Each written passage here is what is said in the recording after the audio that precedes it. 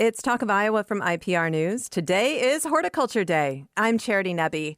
It was a tough spring for many fruit crops, but if you are lucky enough to have fruit set this year, there are some things you can and probably should do right now to make the most of your crop. Randal Voss, Iowa State University Extension horticulture specialist, is here with me today. Hello, Randal. Good morning. So it was a tough spring in a lot of ways. Give me kind of an overview of what you're hearing. I know a lot of people have said very few cherries this year. We have one cherry tree with a crop, one without. Okay. And they're 10 feet apart. Yep. What else are you hearing? Yeah, it's pretty variable. We had some fruit set issues in apples. A lot of peaches got nailed by, cold weather. So it's just pretty variable, basically. So some people have a crop, some don't. And kind of like what you said, I have an apple tree that has plenty of fruit and one that doesn't. So it's just hit or miss. All right. So once you survive the spring weather and you do have fruit set, pest management is obviously something that a lot of people think about. Yep. And with pest management, you should have already started, right? Yeah. You don't want to wait till the bugs are in the apples to start controlling them. It's a proactive thing, So it's you should have started right after bloom, basically. All right, so we'll kind of set that aside today. But when you do have fruit set, it can be easy. You get really excited. You see all that fruit on the tree or on the bush, whatever. If there's too much fruit, that can be a problem. Why? Yeah, one of my pet peeves, and I'm not here to air pet peeves, but, when people have their peach trees that are loaded, and then they say, well, there's so much that the tree broke, I'm like, well, you have a choice on that, right? And so, especially with tree fruits, especially apples and so forth, they can get to this biennial bearing where they're loaded one year, not the next. But, you really should consider thinning off fruit. And an easy way to look at it is, you should be able to put your hand between them, basically. No fruit should be touching on peaches and pears and apples. You should be able to put your hand between them. And it's for the health of the tree. If crops are overloaded, they're less likely to produce next year. They're less likely to be fully cold hardy, and then also just the flavor. If you overwhelm a tree with fruit, the fruit's going to be lower in sugar. It's not going to taste quite as good. And I mean, most of us don't harvest 100% of the fruit anyway in our home apple trees or whatever. So you might as well try and get it more even each year by thinning in the heavy years. All right. So that's something we can do right now. It's not too late. Nope. How do you do it? What's your technique? Yeah, it's one of those good old hand labor things. So if you got a gargantuan apple tree, probably not going to happen. But, in the commercial peach world, they actually have like these long sticks with little rubber tees on them that they rub them off. But just doing it by hand. And, some people probably have already had some fruit drop. I know I have. It's called June drop in apples. And basically, some of the apples aren't fully pollinated, or in the case of my peaches, some maybe got some plum curculio, which is an insect.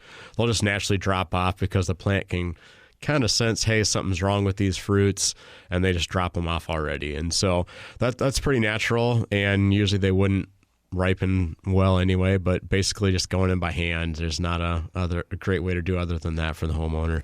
Well, is there anything that we need to be concerned about if we do go in by hand and pull these fruits off? Could we be damaging the tree if we are too rough with that? Yeah, I wouldn't do when it's wet out. Obviously you're not going to be out in a day like yesterday in your tree anyway, but once you get later in the summer, like fire blight's less of a concern for apples and so forth. So just wait till it's likely to be dry for a while, and I think you should be fine. So. All right. Let's talk about small fruits, because that's kind of a different thing. You don't want to fist between raspberries. Yeah. So what do you need to think about with smaller fruits? Yeah, raspberries, strawberries, not much you can do at this point, right? You do want to put them in the winter and so forth, but there are a couple things we can kind of do for planning for next year, and that's kind of what fruit thinning does. And something I didn't mention earlier is right now the buds on an apple tree and a peach tree and a grapevine and all that, in basically June, July this year, those buds are determining, am I going to be a flower bud or not? And so if we overload our crops, they're going to be stress, so to speak. And that's one of the reasons, there's several, why they may not produce as good next year is those buds on the plant now are in a stressful situation, so they're less likely to be fruit next year. And so that when people say, oh, there weren't many flowers this year, well, that was already determined last year, and so we're just trying to manage and keep the conditions as good as possible to get fruit buds for next year. All right, so if you thin your fruit, you can kind of step out of that boom bust cycle that so many fruit trees naturally fall into. Yep. And so for brambles, let's talk raspberries and blackberries and stuff. Raspberries, we just let them ride. You might need to thin your rows up a little bit and really focus the growth on the ones that are actually in the row. Hopefully you have rows. If not, it's a pain to pick.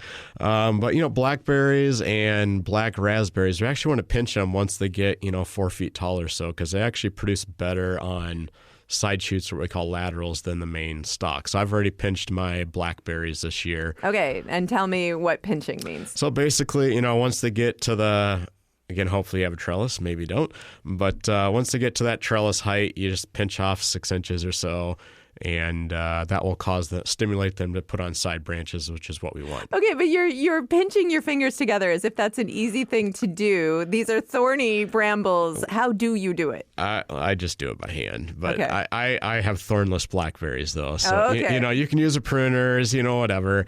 You want to try and get them when they're still fairly succulent tissues, so not like that hard woody. So that's why you want to get them when they're maybe just past where the trellis is, because if you dig into that woody stuff, it's going to be harder to tip, and also you're not going to get them to branch as well, probably.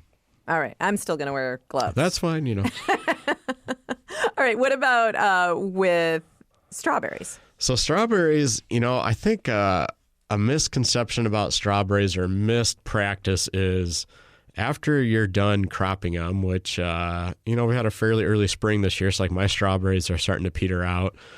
Mow them. We want to get rid of all that old foliage that gets diseased and so forth. And a lot of people don't do that. And it's really a missed opportunity to clean up the patch, maybe get off some of that old diseased foliage and set the plants up for next year. And so, in a couple of weeks, I'll be just driving my lawnmower over my strawberry patch, get off that diseased foliage. That seems so brutal. It does. It's one of those immediate gratification things, though. You see it and it looks, it's instantly done. But you get a flush of growth later on that's clean. And if we don't do that, you can spread more disease. But I will say, make sure you water, because suddenly those crowns of those plants, when you mow them off, are exposed to full sun. They were kind of in the shade, so just make sure you water. All right, and let's say you've got a strawberry bed in a raised bed. Yeah. What do you do? Weed whacker or do it by hand. I definitely would do it though. It's worth the time in terms of disease carryover, because most people, me included, at home, I don't want to mess with fungicides and that kind of stuff in my small strawberry patch. So getting as many leaves off after harvest is better. All right. Well, let's talk about grapevines. With grapevines, there may be an opportunity for thinning this time of year. Why would you do that? Yeah, so I was just at a vineyard right before I got here, and if your shoots are 2-3 feet long by this time of year, that's kind of a sign that they can handle the crop that's on them, right? If you look at a grapevine, they have tendrils on them. If there's lots of new leaves and lots of tendrils, that's a sign that you don't need to do any thinning. In some cases, I was just in a situation this morning where one of the varieties, the shoots were not even a foot long, and the tendrils, which are the little grabby things, were very small. And so that's a sign that the crop is too much and it's inhibiting growth, and it's not good for the plant. It's not good for the fruit quality. And so if you have shoots that are probably less than a foot long right now and the tendrils are short, you probably want to pull off some clusters. And most grapevine shoots have 2 clusters. Pull off one, something like that. And that will help the plant for this year, have better quality fruit, and then help it for next year. How long do grapevines live? Yeah. We're having some issues in our 20-year-old vineyards right now. We're having some trunk disease and they're having to retrain them. But I mean, there's vineyards that are 50 years old in Michigan and so forth. So usually it's a matter of the disease buildup. It reaches a point where it's just time to start over. But a lot of our growers that are having like 20-year-old vines or 15-year-old vines are just starting to retrain. So just a sucker from the ground, they're retraining. Okay. And you said 50. I mean, does that feel like the upper limit? Probably. A lot of times it's just like people get tired of the variety, or in the commercial world, the market changes, right? So, but yeah, you should be able to get a life's worth, basically, an adult life's worth out of a grapevine if you take care of it well. But that also involves possibly retraining it from the ground many years or every so often. All right. And with grapes, of course, over 50 years, a lot of things can change in the environment around those grapes. What are some of the things that people need to think about just as far as shading and making sure that the grapevine has the opportunity to produce as well as it can? Yeah. So, most people probably leave too many shoots on a grapevine.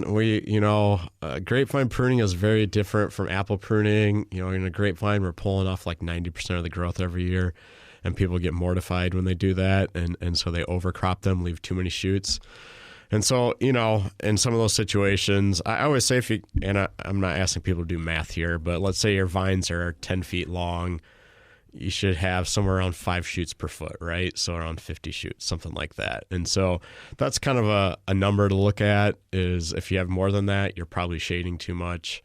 But a lot of people, I would say some people in their backyard maintain plants the way they like them to look, maybe than what's better for the plant. And that's their choice, right? That's not how I roll.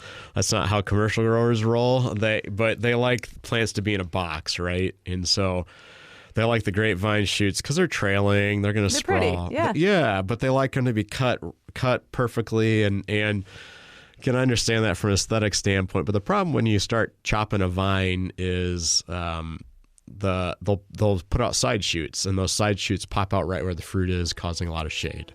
Okay, so you don't want that. No. All right, Randal Voss, Iowa State University Extension horticulture specialist. For more gardening information and tips, please subscribe to our Garden Variety newsletter. Find out more at iowapublicradio.org/garden. I'm Charity Nebbe.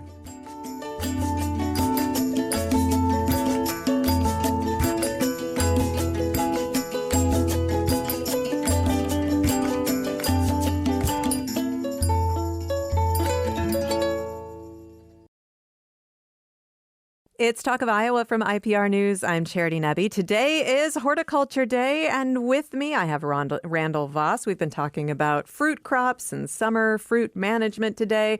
And Aaron Steil is also here, also an Iowa State University Extension horticulture specialist. Hello, Aaron. Good morning. Wonderful to have both of you here. And of course, if you have a question for these guys, you can give us a call. 866-780-9100. 866-780-9100. You can send email to talkofiowa@iowapublicradio.org. And we're going to start with a fruit question for you, Randal. This one was delivered to me verbally, so I'll do my best to do it justice. Jeremy says he's got a plum tree that has performed really well in the past, and this year it had a nice bloom, has very little fruit set, and then it didn't leaf out very well either. So the leaves are kind of patchy, and he's worried. Yeah, so the challenge with plums in Iowa is they bloom very early. And so I generally have a very inconsistent plum crop every year just because they bloom and then we get frost. They bloom and we get frost. And so it's not surprising that he doesn't have a crop on there. I don't on my plums either, to be honest with you. They were blooming they were showing petal color in late March already, and then we got cold temperature. What happens to a lot of plum trees is something called gummosis, where as the trees age, there's just stuff that plugs the pipes, basically. And so sometimes you'll have, like I have a main branch on my plum trees or one of them that it's just basically clogged, And so it's a bad sign, obviously, but plums aren't super long-lived here in Iowa because of that gummosis thing. And so, unfortunately, it's likely gummosis, and if so, there's nothing you can do. You just think about replanting. But yeah. So should he wait and see if things improve, if it was just the weather this year, or should he take action immediately? You could prune out the areas that are affected if that's possible, and wait a year and see how it goes. So that's probably what I'd do, and then just probably plan on planting a new one in the near future. So, all right. Sorry. 866-780-9100 is the number to call. You can send email to talkofiowa@iowapublicradio.org. Ron and Georgie in Garnavillo write, we planted what we thought was a dwarf burning bush about 15 years ago. One winter, a few years in, the rabbits chewed it up and it seemed to do better. We now suspect the dwarf was a graft that died off, as it is now 9 feet tall and too big for the area it was planted in. When and how could we trim it back? Well, dwarf is relative whenever we talk about dwarf. And so a typical burning bush could be as tall as 20 feet. It's probably more likely 12 to 15. So 9 is dwarf. And so that's, yes. So you got what you asked for, but yeah. I know. When you hear the word dwarf, you think, oh, it's going to be 2 or 3 foot tall and that's it. And it really, in most cases, it's just referring to in comparison to what it would normally be. And burning bush is quite a large shrub normally. So nearly all of the burning bush that are in the nursery market right now, that you would find at a garden center, are quote-unquote dwarf, because nobody wants a 15-foot burning bush, right? So the best time to prune this would be in the dormant season, kind of late March-ish time frame. They're tough plants. So if there's like some stuff that's just really bugging you and in the way, you could remove it now. But the bulk of the pruning is best done while it's dormant. So I know that burning bush was extremely popular. There are concerns about it being invasive, so it's not a recommended plant. If they want something shorter that gives them nice fall color, do you have anything in mind if they maybe could replace it? I think one of the best alternatives to burning bush that's native is serviceberry. It has the same general size, it has the wonderful fall color, and it has the added benefit of having beautiful flowers and edible fruit. Right. It's a little more open than burning bush is. There are some dwarf cultivars of burning bush or of serviceberry. So I have one at home called Standing Ovation, and it is a very upright, very compact serviceberry, and I love it. It's just it's a really nice alternative to that. So and some people worry about with a fruit tree like when they think about crab apples, they worry about messiness. You don't really experience that with serviceberry. Oh my gosh. No, because the birds get it right away. Right. I mean, if you want berries, the fruit, right? Good luck. It's hard to get to it before the birds do. So, I mean, I had one over a driveway at my previous house. And yeah, I had a little bit of fruit on the driveway, but it was gone. It was just gone before it really became a big issue. All right. And a wonderful benefit to your local birds as well. All right. Yeah. 866-780-9100 is the number to call. You can send email to talkofiowa@iowapublicradio.org. Brian from South English writes, my wife and I bought an acreage in the spring of 2025. It contains about 100 feet of well-established grapevines that we were told are around 75 years old. When we moved in, they didn't look to have been tended for a year or more. Last year, we did our best to zip tie the vines onto the fence wires, but the growth got out of control. We still haven't gotten the grapevines cut back to a manageable level. How late can we significantly cut back grapevines without injuring or killing the grapes?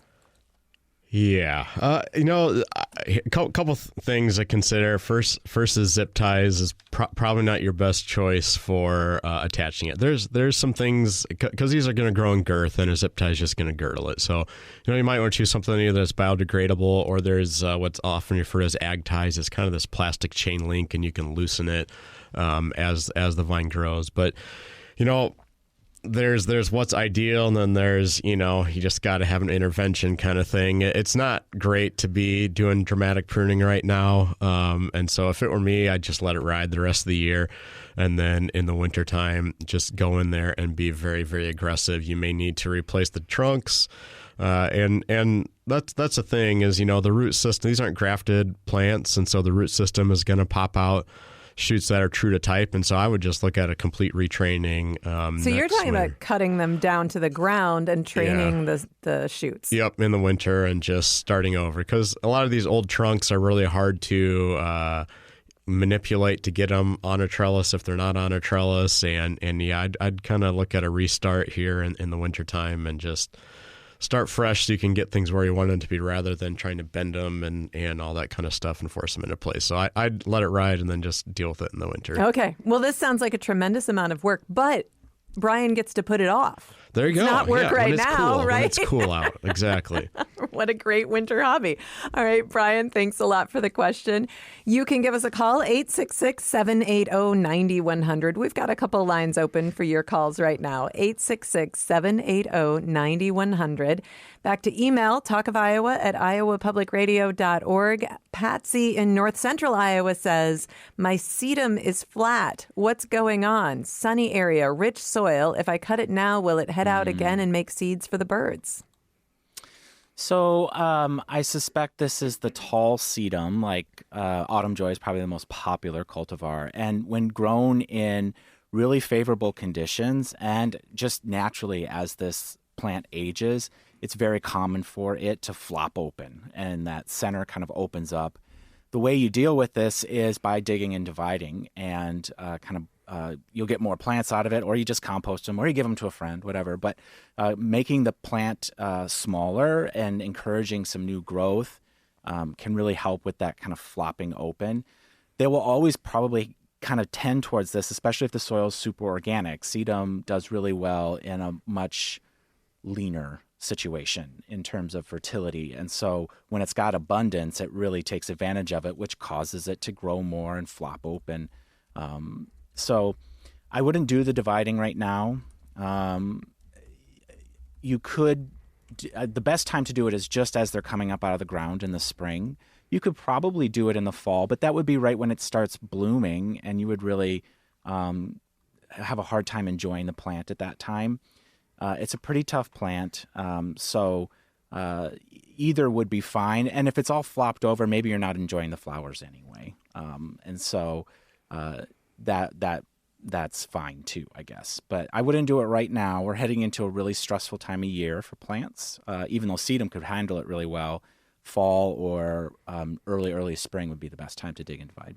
All right, 866-780-9100 is the number to call. Robert is on the line in Rockwell City with a question about a fruit that I bet you don't hear a lot about, Randal. Hello, Robert. Yeah, thanks for taking my call.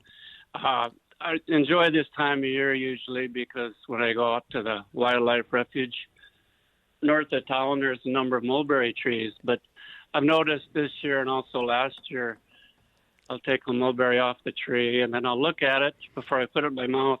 And almost invariably, there's a small, I think reddish brown insect, very tiny, on the mulberry. And so I don't know what it is. I don't know if it's safe to eat. So I'd really appreciate. All right, this may be a little out of Randal's expertise area, but let's give this a try. Yeah, food safety, like that's a personal choice if you're okay with eating that. And, I'm sure we all accidentally eat some insects every now and then. A little extra protein. There you go, and so, if it's spoiled, obviously don't eat it, but it's mostly a personal decision what risks you're willing to take and all that kind of stuff. The only risk would be if the fruit's unsound and a bacteria has moved into it or something like that. But they're mulberries. There's lots of them, so maybe just pick and choose which ones you eat that aren't buggy. Well, and Robert, I'm going to share just personal wisdom from my life because I've been eating mulberries since I was old enough to walk. And if you eat a bug that tastes bad, you spit it out. And I suspect that the ones that taste bad are probably the ones that could cause you some trouble. This is just a personal theory. Don't sue me if I'm wrong, okay? But good luck, Robert. Thanks a lot. 866-780-9100 is the number. Susan writes, what is the latest you can harvest and eat rhubarb? She's located in northern Iowa. So usually the first part of June is when we want to stop. It really, there's not like a hard and fast date. early June, both for rhubarb and asparagus, is a good time to stop because we want the plant to develop and not be constantly robbing leaves from it.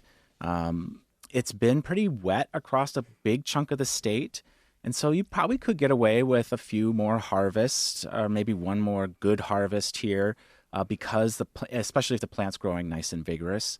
But this is around the time of year where we recommend that you stop harvesting rhubarb. And there is this idea out there that rhubarb is poisonous in the summer. I am pretty sure that's just what your grandma told you so that you wouldn't harvest it. Right. It's not great for the plant to harvest it in summer, but rhubarb is delicious. So that's I always kind of joke that must be a way to get people to not do it. It's not poisonous in the summer. It's just not a great idea for the long-term health of the plant to be harvesting it late into the season. All right.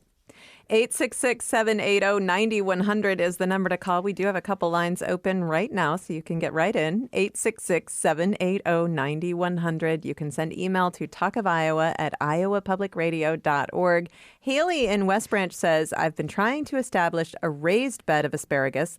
Last year, I kept it watered and fertilized it, but almost all the plants died by this spring. What did I do wrong? Any asparagus tips welcomed?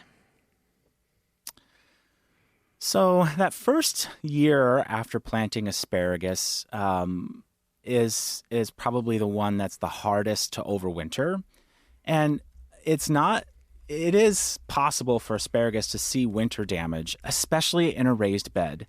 That soil is, depending on how deep it is up above the earth and is not as well insulated. And so this patch may benefit from a little bit of winter protection. Often we just leave the ferns there and they collect leaves, and that provides what we're looking for. But it may, especially since the patch is probably pretty thin, there's not a lot of ferns because they were just planted, it probably would benefit from a layer of straw or something like that to help it through the winter. We also had a very dry fall last year, and so if you weren't doing a great job of watering, going into the winter dry makes it even less likely to do a good job of overwintering. So you put all those factors together, and I suspect you end up with what the situation you're in right now. So I would definitely, this first winter, if you replant, consider providing a little bit of winter protection, and then just make sure that they're not getting dry this fall going into winter. Haley also has a question for you, Randal. She says, what are the best types of raspberries to purchase and how to best establish them?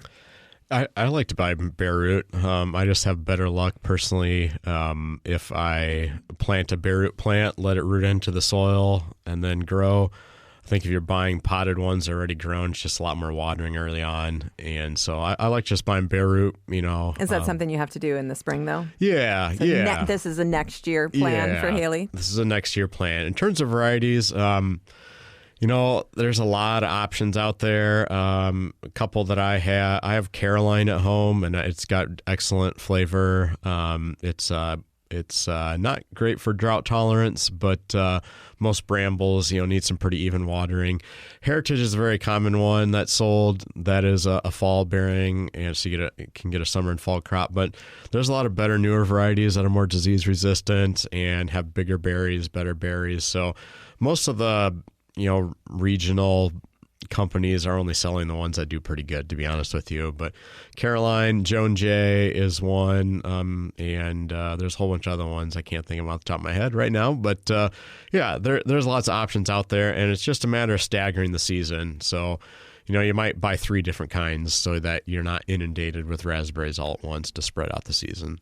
All right. And do you have, there's so many, I know you're telling me varieties, but there are so many different colors now as well. Yeah. What do you like best?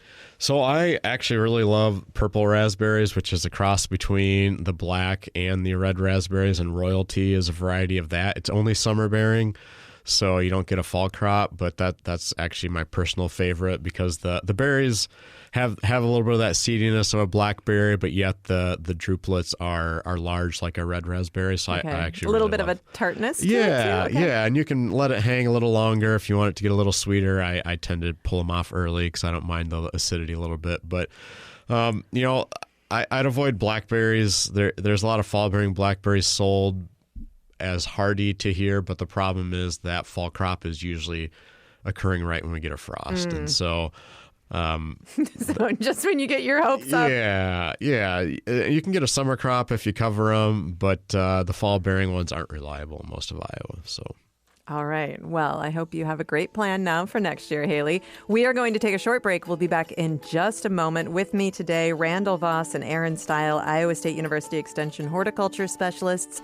You can join the conversation. Give us a call, 866-780-9100. 866-780-9100 is the number to call, or send email to talkofiowa@iowapublicradio.org. This is Talk of Iowa.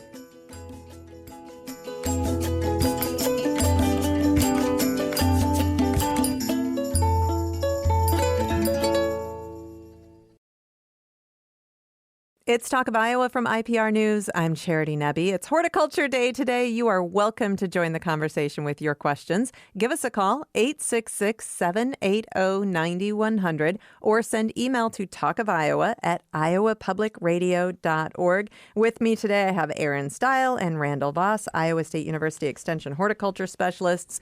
And Randal, we've got another grape question for you. Heidi in Truro writes, along the north end of my back garden are two purple grape varietals that were planted 90 to 100 years ago. This week, I realized that the leaves are browning and their edges are curling in. It seems to start with the newest growth at the tips of the vines and move inward. The biggest, oldest leaves still look healthy. What's going on, and is there anything I can do at this point to prevent all of the vines from dying? I will do anything to save them.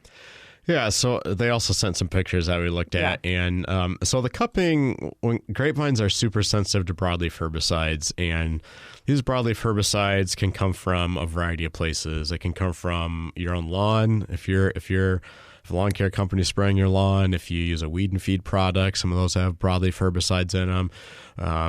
With the extreme heat we've had and wind, there's also potential from offsite movement from neighbors as well. So a lot of places it can come from. And so there's really nothing you can do at this point other than just keep the plant healthy and actively growing. And so this herbicide drift is not going to kill the plant? Usually it doesn't. And the pictures that she showed us, it's not going to kill it.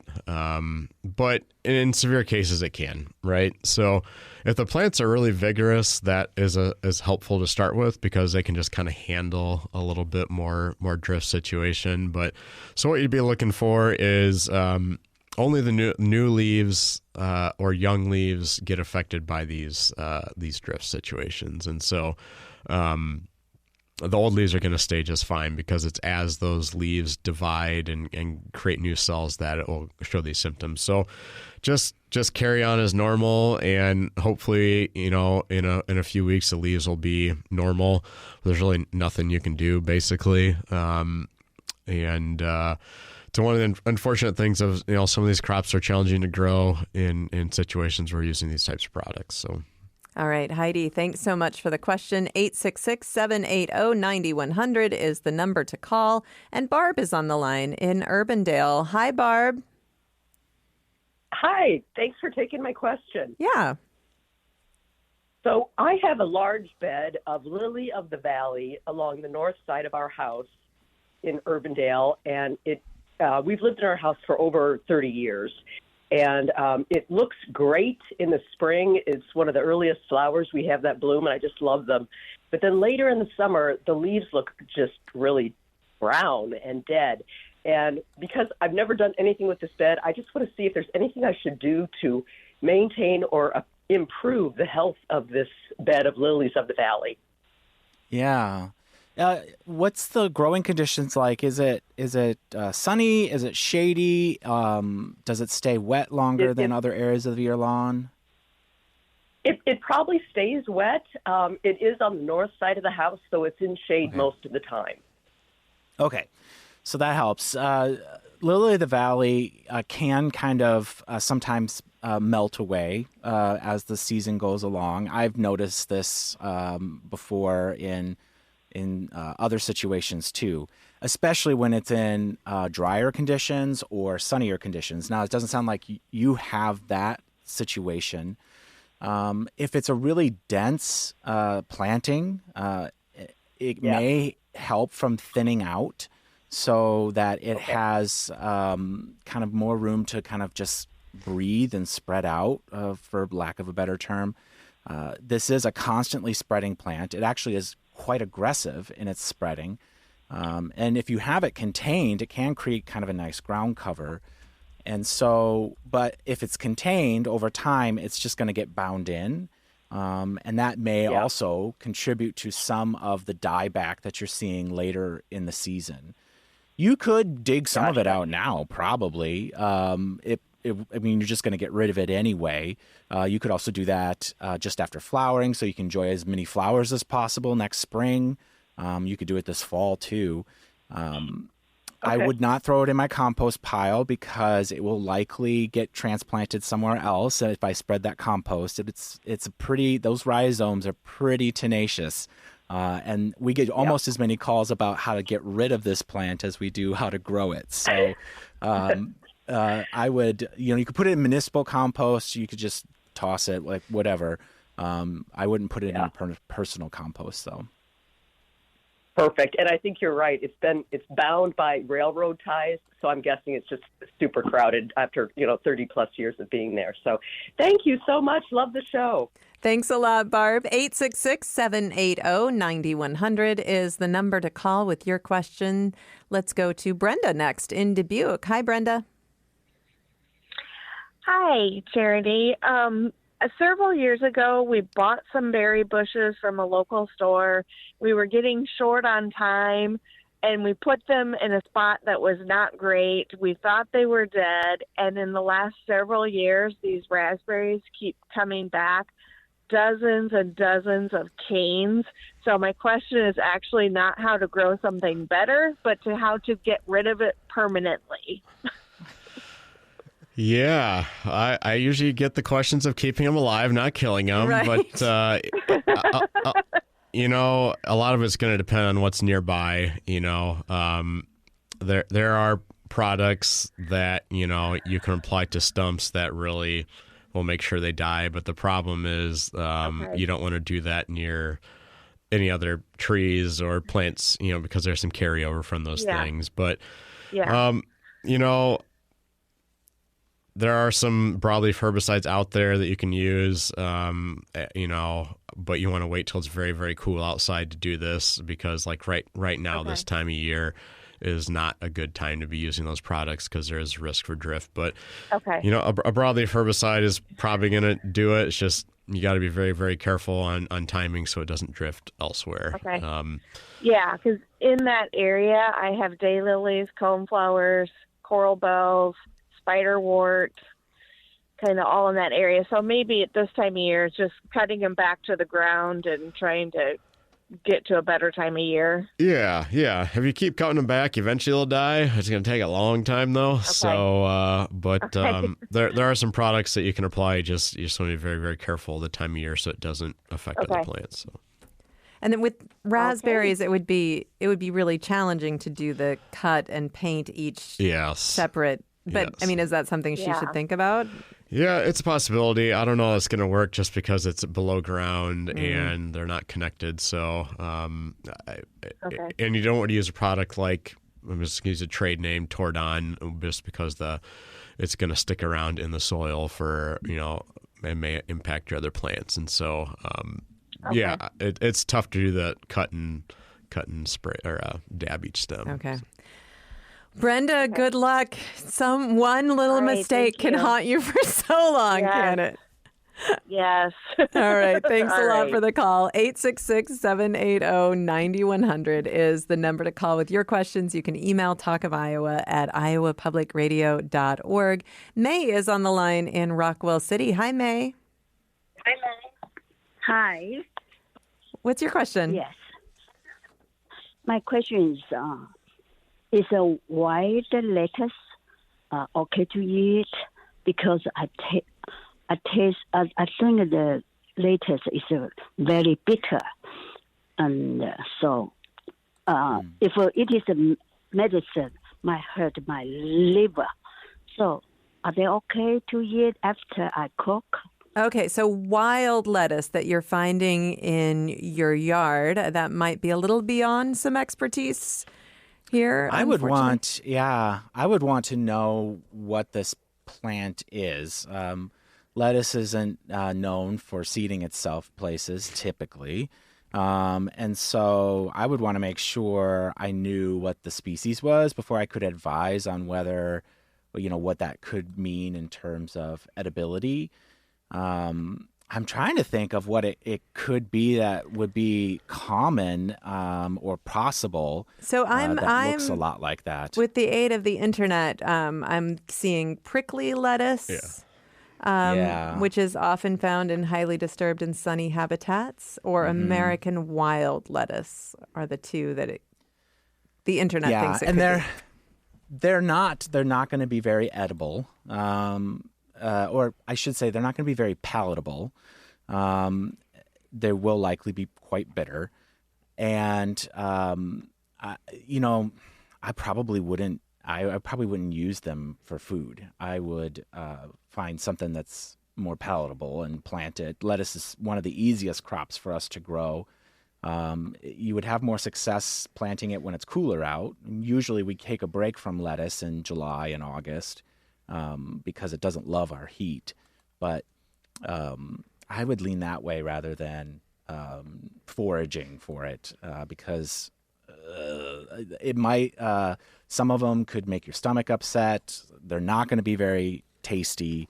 And we don't know exactly. I mean, we're on the radio, so we can't see it very well. So we can't. But it sounds like this is one to skip. Probably. Yeah. Thanks so much for the call. 866-780-9100 is the number. Austin's on the line in Winterset. Hi, Austin. Hi. Thank you so much for taking my call. Sure. I have a black maple tree, or so I've been told that's what it is, in my front yard. I'm seeing it on a lot of different trees in my town, but there's just kind of some spotty die-off in its crown. I had it cleaned up by a crew this year, and we removed some restricting landscaping blocks around the base of it and some weed mat that was put there before we moved in. I guess I was just kind of curious, is that related to sun and drought? Like I assume it is. And then is there any sort of deep watering techniques that I can help the tree along to encourage it to, not die off, I guess? Sure. So you have sections of the tree that are showing these symptoms, or is it kind of just overall the entire crown? Well, I mean, it's over the whole tree, but yeah, there's parts that look healthy and just fine, but then there'll just be a chunk where just the top end of the branch has kind of died off. And then that's, that pattern's kind of continued through the tree. And I've noticed other black maples in town kind of have the same. Ours looks better than some and worse than others. So I don't know. It just seems to be kind of hitting them all. So I don't know. Yeah. Yeah. I know that the Plant and Insect Diagnostic Clinic has been seeing a fair amount of kind of foliar issues, especially on things like sycamore and maple and oak, where we're seeing kind of a dieback of some of the leaves, a browning of edges. There are also a couple of different disease issues that might have symptoms like this. So whenever I hear about sections of a tree dying back from the tips down, it really leans to some kind of vascular or root issue more than anything else. So the vascular tissue that's going to that branch is compromised in some way. Often it's a disease fungus like something like anthracnose, which is really common on maple, that can kind of plug that up and prevent water and nutrients from getting up there, and so that you see a dieback that way. It sounds like this might be a really good, especially if it's a large tree. It's obviously one you've already invested quite a bit in. This might be a good candidate to send to the Plant and Insect Diagnostic Clinic. I'd start with photos because then they can advise you on the best way to take a sample. Because based on what you're describing, I suspect there is some kind of either there's a root disturbance that's caused this or there's a vascular disease. And they would be able to kind of help you collect the sample so that they can test for it in the best way. Okay, that's awesome. And you said it was a plant and insect diagnostic. Do I have that right? Yeah, Plant and Insect Diagnostic Clinic at Iowa State University, and your browser will take you right there. Austin, thanks so much for the call. Here's a question from Jordan in Mason City. He says, we recently bought a house that has a huge overgrown Japanese yew out front, which has begun growing in front of the window. Are we able to significantly trim the yew, or would it be best to remove the whole plant and start again? Oh, evergreens are hard because if you prune back into areas that don't have needles on them, which the entire center of that shrub likely does not have any needles on it, it very rarely will resprout and cover that up. Or if it does, it takes years and years and years. Yew is probably one of the evergreens that's the most likely to send out a secondary bud. But even that isn't nearly as common as it would be if this were a viburnum or some other kind of deciduous shrub.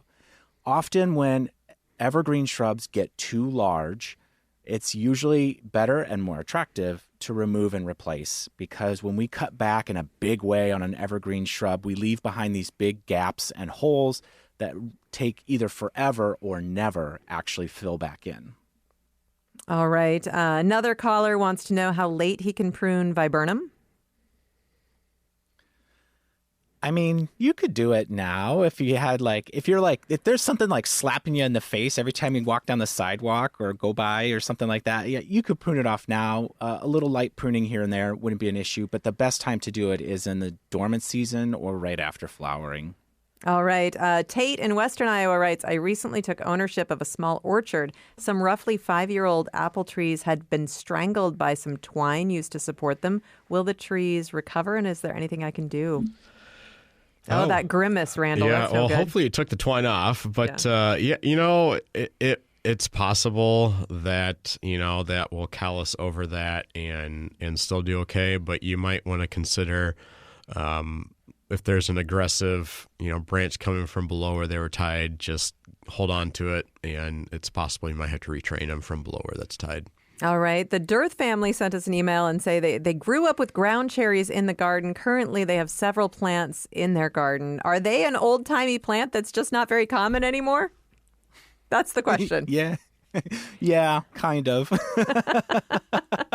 All right. I think about ground cherries, and yeah, my grandmother had a huge patch of ground cherries, and I don't see them very often outside of kind of older farmsteads or folks who have had these plants around. But if you love them, keep them going, right? Oh yeah, and they're not hard to grow. They're pretty straightforward. So in that sense, they're a nice addition if you like them. All right, and final question of the day. Karen from Clive says, my understanding has always been that any blossoms should be pinched off from very young tomato plants to give strength to the vine. If that's true, when is the plant mature enough to leave the blooms?